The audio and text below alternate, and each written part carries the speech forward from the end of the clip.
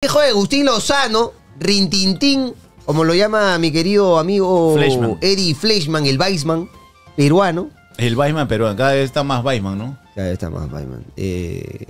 No, reniega. Reniega, pues, ¿no? ¿Cómo van a convocar al hijo de Lozano? Yo la verdad no tengo ni la más puta idea de cómo juega ninguno de los que está acá. Claro, o Si sea, yo tuviera que hacer una crítica a Barreto, que es el responsable, digamos, de la jefatura de la unidad técnica de Menores, yo diría cómo Barreto acepta un torneo de 4 meses de la sub-18. ¿Qué hacen los otros 8 meses los chicos? Juan Play en su casa. ¿sabes? Después la convocatoria no habla por el jefe de unidad técnica de menores, ¿no? Claro, pero tampoco me imagino que tiene que tener una evaluación. Tú no los puedes conocer a Diego Lozano, que es el hijo de Agustín Lozano, pero seguramente desde que llegó, el que sabe eso es Manuel Barreto. Ajá. Y no solo eso, la gente también discute que aparte de él hay 2 jugadores más de Juan Pablo II. Mira tú, un equipo que estaba hace años no existía. Ya, pero ahora hasta tiene 3 jugadores en la selección sub-20. Una pequeña, mínima Sub-18. pregunta, ¿no? ¿En qué compite Juan Pablo II de menores? No lo sé. Porque si la sub-18 recién empieza, Me imagino que algo del rastreo que habrá hecho. ¿de dónde los han visto, no? Por eso, algo del rastreo que habrá hecho Chemo habrá quedado como un seguimiento. Porque yo, Puede la verdad, ser, como tú dices, puede ser. ni siquiera tengo. No, porque no hay competencias, ¿no? Porque no, ni siquiera puedo criticar la presencia de Diego Lozano porque no sé, no los he visto. No hay competencia que veamos para decir, oye, este jugador está. No, de ninguno en realidad. De ninguno. ¿No? Pero por eso digo, la crítica creo que no tiene que ver con la convocatoria. Yo le criticaría más a Manuel Barreto, que ya estando como parte de la jefatura de unidad técnica de menores, permita que un torneo de 4 meses se juegue. ¿Qué hacen los otros 8 meses los chicos? Pregunto. O sea, ¿cómo es que podemos hacer un torneo de 4 meses? No tiene sentido. O sea, no tiene razón de ser. No tiene razón también de aceptarse, ¿no? O te digo, que o sea, si lo planteas, o sea, alguien tiene que decir, oye, no podemos. Si Barreto va a llegar a la federación, como pasó con Chemo y con Aracaki, para no golpear la mesa. Para aceptar lo que hay. Y para aceptar lo que haya, porque es así, piña, entonces no se va a mejorar nada, ¿no? Y yo entiendo, por ejemplo, que del lado de la jefatura de unidad técnica de menores, de repente se vea que lo estructural, deportivo, macro, fútbol peruano, no se puede cambiar la noche a la mañana y que lo primero es tratar de potenciar las elecciones, ¿no? Que fue un poco lo que trató de hacer Chemo, además dándole la posibilidad a clubes de que elijan algunos futbolistas de los que él había ido a elegir a las regiones, que fue lo que anteriormente ya había hecho Daniel Amet. Entonces, yo lo que quisiera saber de Barreto es cuál es el diagnóstico. Porque todo parte de un diagnóstico. A ti no te pueden recetar una pastilla si no te han diagnosticado lo que tienes. Entonces, Claro. yo lo que quisiera saber es cuál es el diagnóstico que ha hecho Manuel Barreto del fútbol peruano de menores, que es lo que ahora tiene a su cargo, ¿Cuánto tiempo tiene Barreto? y cuál es la píldora o las medicinas que va a utilizar para tratar de solucionar ese diagnóstico. Ese problema que ya diagnosticó. Por ejemplo, en el año que entró Daniel Amet, bueno, malo, caro, feo, bonito, lo que fuese su proyecto, había un proyecto sobre la mesa. ¿Cuál fue el diagnóstico? Y está publicado en el canal de YouTube de ese entonces de FPF Menores, creo lo llamaban, y que lo crearon en la época que estaba Oviedo. La competencia. Hay un diagnóstico y un video que dice: el problema del fútbol peruano es que los jóvenes de 12 a 18 años no compiten. Ese era el diagnóstico. Entonces eso tenía como consecuencia una mala formación, poca cantidad de partidos, poca competencia, y que los jugadores lamentablemente se tengan que terminar de formar en los clubes de primera división y en los pocos que dan oportunidad. Con lo cual se llegaba a la conclusión de aquella que todos hablamos y repetimos siempre: el jugador peruano madura tarde. Sí, pero ¿por qué? Porque no hay una base específica de formación y de competitividad exclusiva que le permita crecer a tiempo. Entonces, ese fue el diagnóstico y se trató de atacar ahí. ¿Cómo? Se obligó a torneos sub-13, sub-15, sub-17, que los clubes cada uno tenga menores y trabajen y fiscalicen, etcétera, etcétera, etcétera. Hubo un diagnóstico, se trató de solucionar. Después pasaron una serie de cosas, se puso en tela de juicio el proyecto a través de lo que fue el resultado de la Sub-20, porque va a pasar lo mismo con todos. De acá al próximo Sudamericano hay 2 años.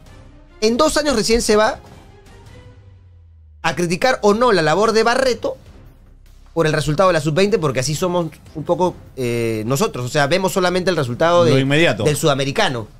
Si le va bien, y hay un proyecto de mierda, bien, Barreto, está trabajando por el fútbol de menores.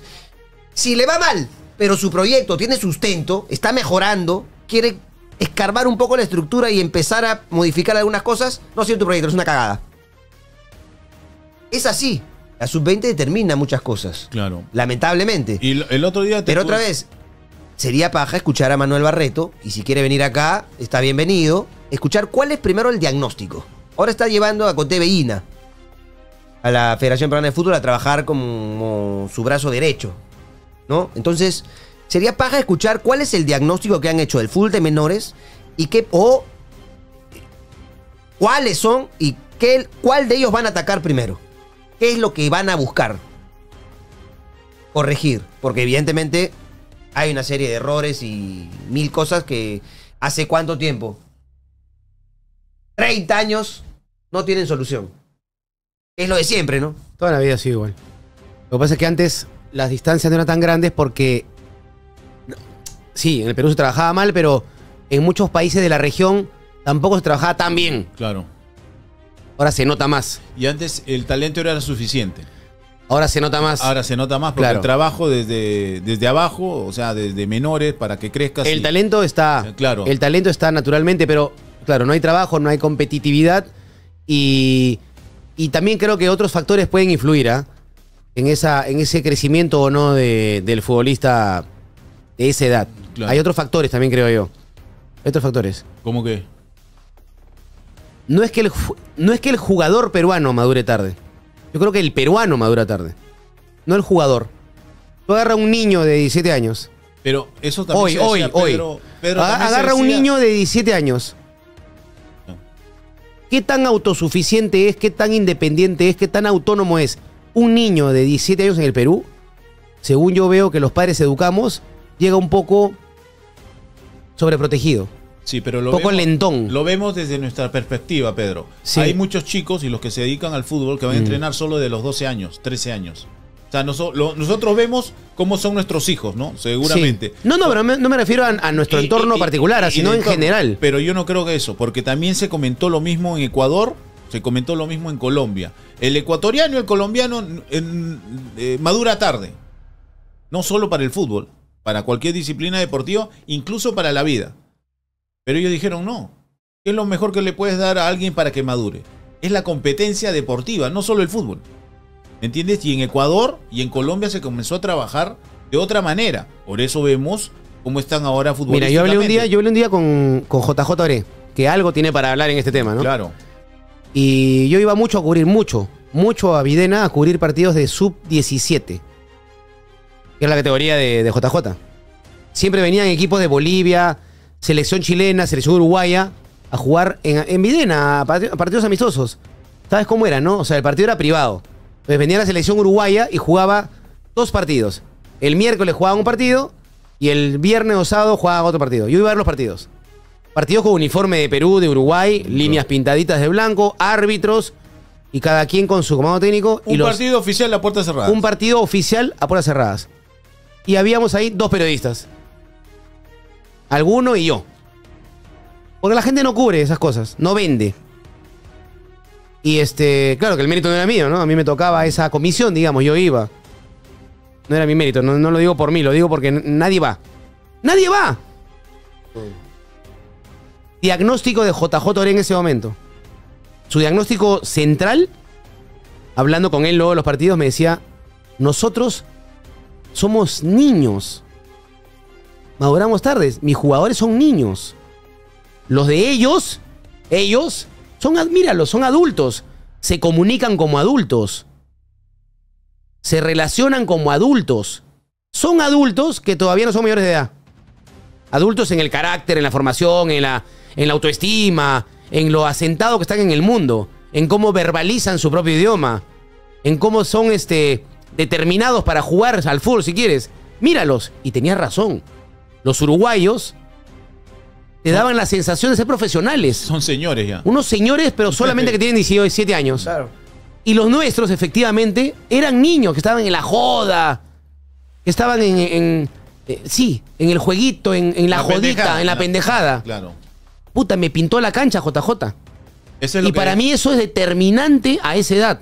Tienes unos niños jugando contra unos adultos. Después, el uruguayo juega bien.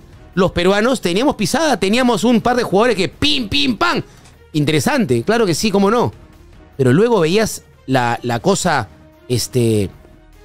el comportamiento de ese ser humano que antes que futbolista, ser humano, y veías un niñito jugando fútbol contra un adulto jugando por Uruguay. Clarísimo, me lo dijo JJ Oré. Sí. No me lo dijo un huevón. Y él los tiene todos los días, o los tenía. Pero clarísimo. A propósito, lo mismo dijo Chemo. Chemo dijo que cuando enfrentaban a Paraguay, los paraguayos parecían señores y los jugadores peruanos parecían sus hijos. Y no hablamos de tamaño, Claro. hablamos de actitud, Claro, postura, claro. agresividad, Hay autoestima otra forma. dentro de la cancha, claro. Pero, por ejemplo, yo he visto niños de 12, 13 años con una mentalidad acá en el Perú distinta. Sí. O sea, distinta a partir de la madurez. Qué bueno. Eso tiene que ver mucho también con la educación. La educación es todo. no solo la educación deportiva, la educación No, que te da- alimenticia, toda. Claro, Todo te tipo da de educación. y te ayuda para que tú crezcas. Yo siempre voy a decir, el deporte ha salvado vidas en todo el mundo. Y el deporte en Y- todos lados te da disciplina. Pero la vida también Y ha si tú- cambiado si para tú el tienes deportista. disciplina desde chibolo, más adelante te va a Pero acompañar, ¿sabes te qué? va a hacer más maduro. Lo que me encontraba el otro día Fátima, que ella no podía ir a su fiesta de promoción porque tenía que prepararse para un mundial a los 15 años. Claro. Esa disciplina, ¿quién la tiene a los 15 años ahora? No, sí hay Tiene- muchos. ¿Ah? Ya lo sé, pero es poco, se ve en pocos casos. Porque No, son la hay muchos gente casos. Lo que pasa es que, a ver, también ha cambiado un poco las cosas. Y yo escucho, por ejemplo, mucho a Pablo Aimar. Me gusta escucharlo. Creo que es un tipo con mucha capacidad de discernir sobre estos temas, ¿no? El parte de la crecimiento los columna deportistas. vertebral de este El equipo argentino Asquelotti. exitoso. Y él decía, él siempre pone su ejemplo, ¿no? No habla de nadie, habla de él. Él decía, yo de niño iba a entrenar a River, entrenaba 2-3 horas, ¿no? Y lo que uno quería era jugar al fútbol. Iba para jugar al fútbol. Entrenábamos. Pero entrenábamos la parte ya jugador de 12 para arriba, técnica, táctica, ¿no? O sea, la mejoría de la táctica individual, o sea, perfiles, todo eso, ¿no? Que ya se trabaja desde hace mucho tiempo a esas edades en todos los países de Sudamérica, desde los 12 para arriba. Antes jueguen. Pero había una condición del juego que ya no necesariamente la poníamos en práctica en los entrenamientos, sino que la poníamos en práctica una vez que uno llegaba a casa. Porque yo iba a entrenar a River 2-3 horas, pero cuando llegaba a casa, iba con mi hermano a jugar a la pelota a la calle. Y en la calle aprendía todo lo que en River no me enseñaban. ¿No? ¿Por qué? Porque ahí aprendo a eludir, a gambetear, a pisarla, a dar un pase, a saber cuándo tocar, etcétera, etcétera, etcétera. Entonces, hoy decía, ya el joven, el niño, joven más que nada, va a entrenar 2 horas, pero cuando vuelve a casa, ya tiene una serie de cosas a su alrededor que no teníamos nosotros. El PlayStation, el celular, las cámaras, los juegos, etcétera, Las flacas. etcétera. Con lo cual, ya no ocupa mucho de su tiempo en seguir siendo deportista, que era lo único que nosotros queríamos hacer cuando llegábamos a la jato, decía, a la casa. Hoy el chibolo llega y de repente se puede quedar 7 horas jugando PlayStation o cualquier dispositivo, computadora, lo que fuese, ¿no? Entonces, ya no desarrolla lo otro que desarrollábamos nosotros a través del deporte, que era la competencia con otros niños del barrio, lo que fuese. Mira el ejemplo que hay aquí en el país.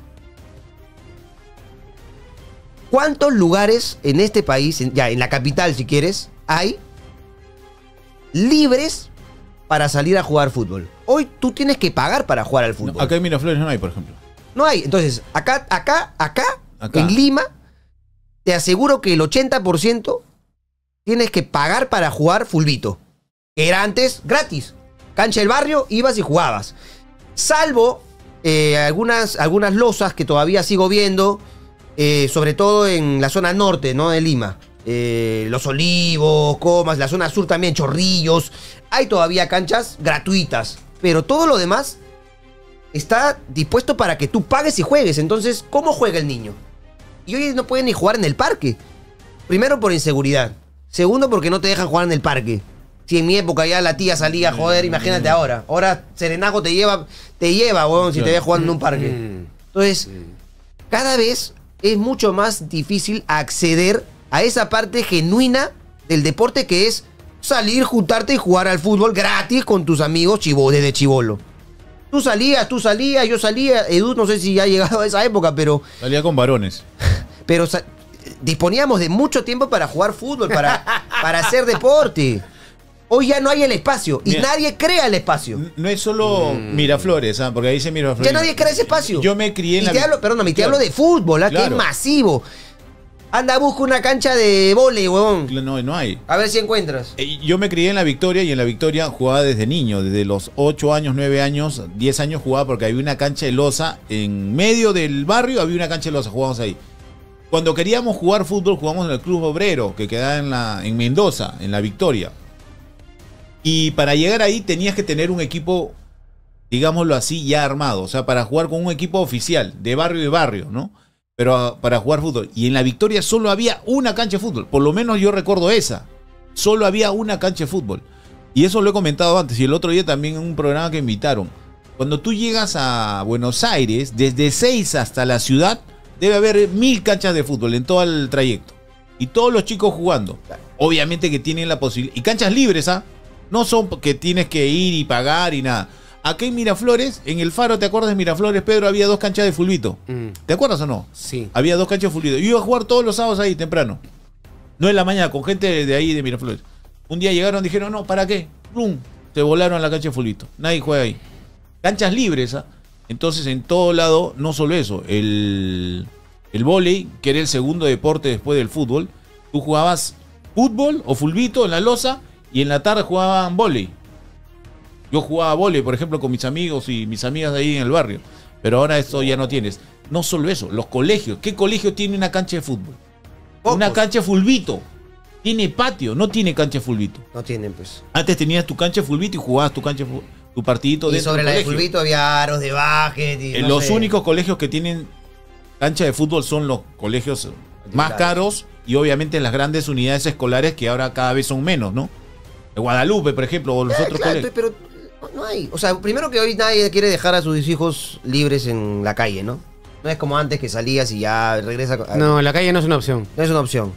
Pero sí podría ser una opción si es acompañado. Tú no saldrías mañana pasado, Pedrito, más 7 años. No, sí. Ahí tú, viendo jugar en el barrio. Ya el chibolo solo en calle, ya eso no existe. Ya, pero no, es imposible. No importa. Con cancha o sin cancha. No digamos que puedes acompañarlo. Sí, claro. Oye, anda, vamos a jugar, ya, vamos. Agarra un par de chibolos más, se hacen un partido, mete gol tapa, bueno, que era mejor que jugar fútbol, mejor que jugar un partido de fútbol incluso. Y tú estás ahí, ¿no? Supervisando. Pero ya no hay ese espacio, pues. Si tú quieres que tu chibolo de 6, 7, 8 juegue con otros, tienes que pagar por una cancha. O sea, ya no hay un espacio con libertad como para llevarlo. Y ningún alcalde hace ni mierda por el deporte. Entonces, yo cuando voy a votar, yo sí soy exclusivo en ese aspecto. Yo no veo mucho el lado político, no, yo veo el lado deportivo. O sea, ¿qué ofrecen desde lo deportivo? Nada. Nadie ofrece nada. Nada. Nunca. Y debería ser, para mí, dentro de las 3 cosas principales a ofrecer. Y eso es lo que estamos hablando de Lima.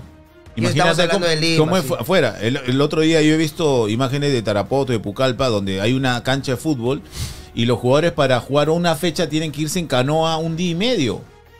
O sea, eso habla también del centralismo que hace que otras ciudades no se desarrollen. La única ciudad desarrollada completamente, y eso de manera desordenada, es Lima. Lo demás no está desordenado. Me imagino que deben haber buenos jugadores en Puno. Debe haber buenos jugadores en Juliaca. Pero mira, ¿qué posibilidad buenos hay? O sea, ¿qué posibilidad buenos tienen salen de mostrarse? Los buenos salen. ¿Sabes de dónde es Piero Cari? Tacneño. De Tacna. De un equipo de Tacna salió. Lo trajeron Machibolo, evidentemente, pero Tacna. Claro. ¿Tú tienes a Tacna como una cuna del fútbol? No, pero sí hay jugadores. Hay buenos futbolistas. O sea, jugadores hay, talento hay. Si quieres, espontáneo. Tenemos que captar el buen talento y darles un torneo para que jueguen. si queremos algo así medio cortoplacista, es que los chicos buenos integren, si quieres, pocos equipos, pero que jueguen todo el año, que jueguen. Porque es la única manera, justamente jugando, en donde se puedan evolucionar. Ahora, el plan a largo plazo ya es otra cosa.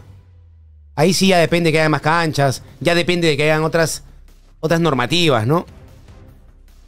Y efectivamente, no es casual. Lo hablábamos Campos el de otro día fulbito, con- de fulbito no hay. El No hay fútbol libre, peruano. la libertad no hay. Mira, es imposible que acá, nunca en 100 años de fútbol, hubo cancha de fútbol. Hoy no va a haber menos. Hay menos espacio. Menos. Menos. Olvídate, eso no va a pasar. No hay campo de. Alianza no tiene campo de fútbol para entrenar.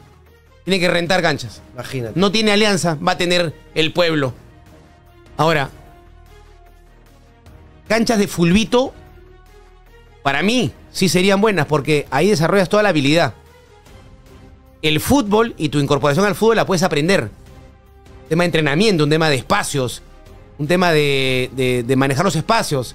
Pero la técnica y la habilidad, sobre todo la habilidad, el fulbito te la da. Es nuestro valor, digamos, lo que tenemos incorporado de nacimiento, la habilidad, el recurseo, el pisar la pelota, el pase corto, 3 dedos, guacha. Eso el peruano lo aprende en el fulbito. Claro. Los mejores jugadores de la historia del Perú se hicieron muy buenos jugando fulbito, no jugando Claro. fútbol. Mencióname cualquiera de los buenos de Perú. Era el fulbito el que les dio todo lo que los hizo destacarse. Luego los lo recursos. aplicaron, como eran buenos, lo llevaron a una cancha de fútbol y tuvieron la capacidad de destacarse. Cubillas, Pitín, Cueva, esos creativos pisadores de pelota, Carrillo, es puro fulbito. No son jugadores de fútbol en su nacimiento.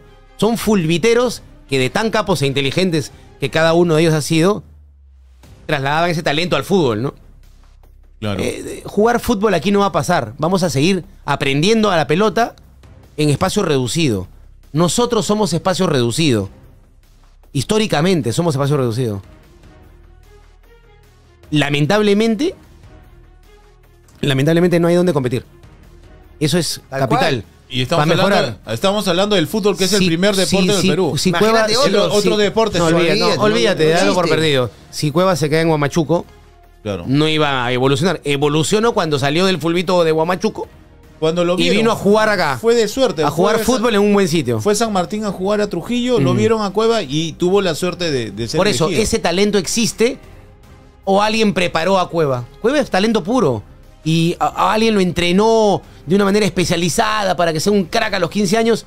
No, era un talento natural Sí. que un día fue descubierto y lo trabajaron, eso sí, ¿no? Pasan varias cosas, ¿no? También es cierto que dentro de este análisis, los hijos que tienen un determinado talento los ven como los salvadores de la familia. situación económica de las familias, ¿no? Por ejemplo, Raymond Manco se fue a jugar a Venezuela sin el aval de su papá, falsificando su firma y con la firma de la mamá Ujú. por $100 mensuales.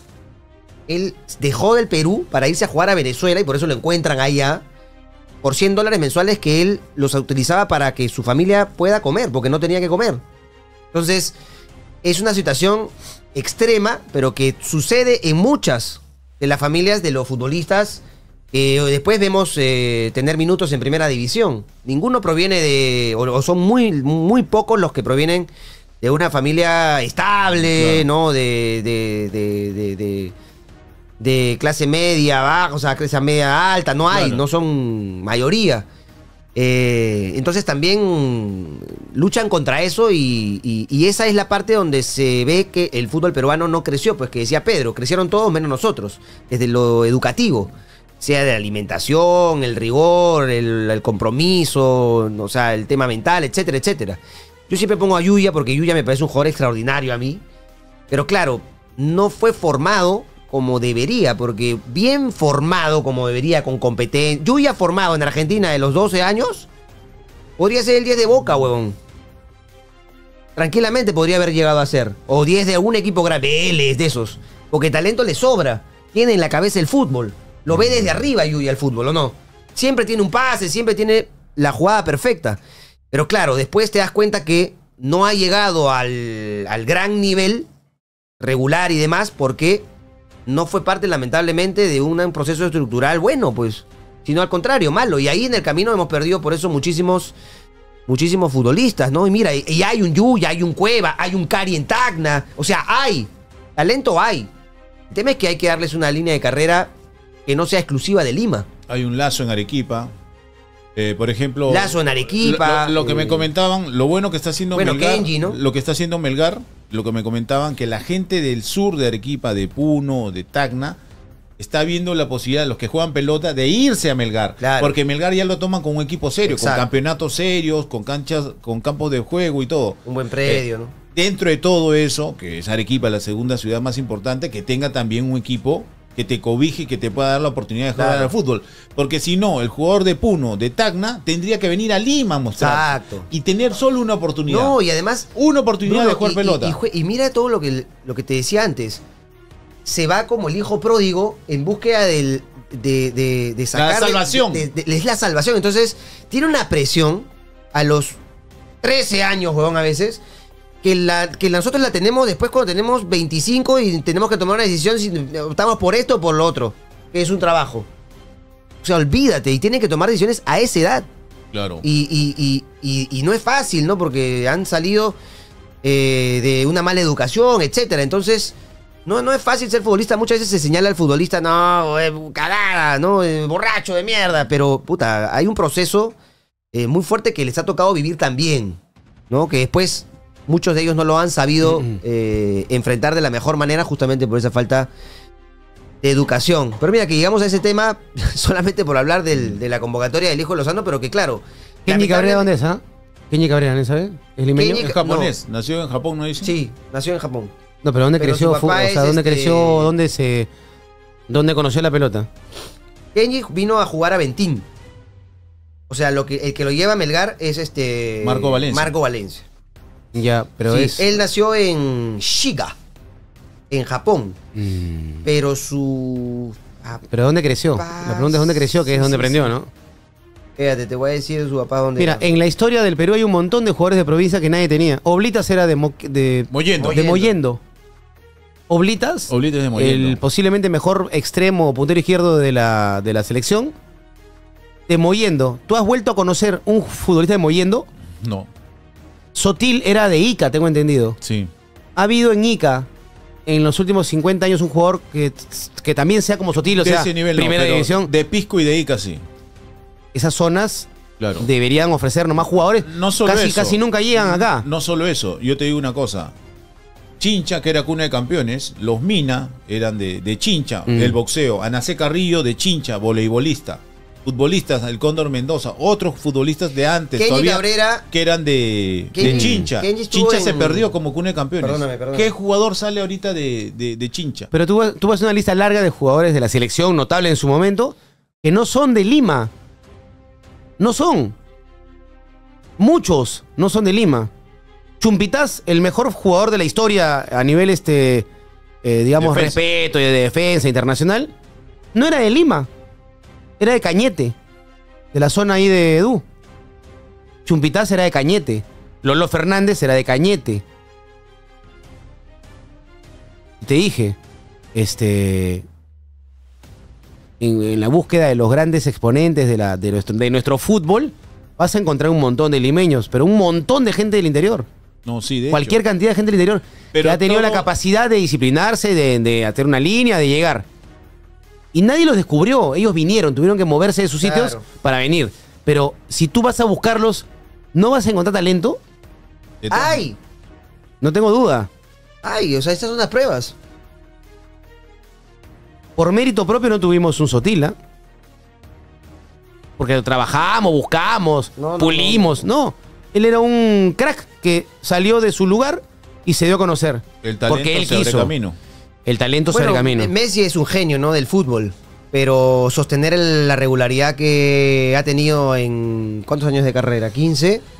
Tiene que ver también con la 20. con la actualidad del Pedrito de Ruiz, lo que se pone al de servicio Huaral. de los futbolistas, ¿no? Pedrito Ruiz de Guaral. O sea, Sí. Messi es un... Mucho se habla de que Cristiano Me- es una máquina Y después- física. Messi es una máquina de física, weón. Y después, Sin la asesoría que no tuvo en Barcelona, se hubiera perdido. No y sé después- si se perdía porque tenía mucho talento, pero de repente no mantenía la regularidad que mantuvo tantos años siendo goleador. Le hicieron físicamente crecer, o sea, no hubiera podido tener y después, también está el caso de un Pizarro de Surco que se convierte en el jugador más importante de la historia del Perú a nivel de clubes. ¿De dónde era? Del interior, con un momento, o sea, con una situación como la que hemos descrito. En este caso ocurre que era de un lugar menos complicado, pero Más tuvo acomodado, ¿no? No de pero- carencias. no, pero tuvo la polenta, digamos, de poder ¡Ay, la polenta! querer ser. Claro, porque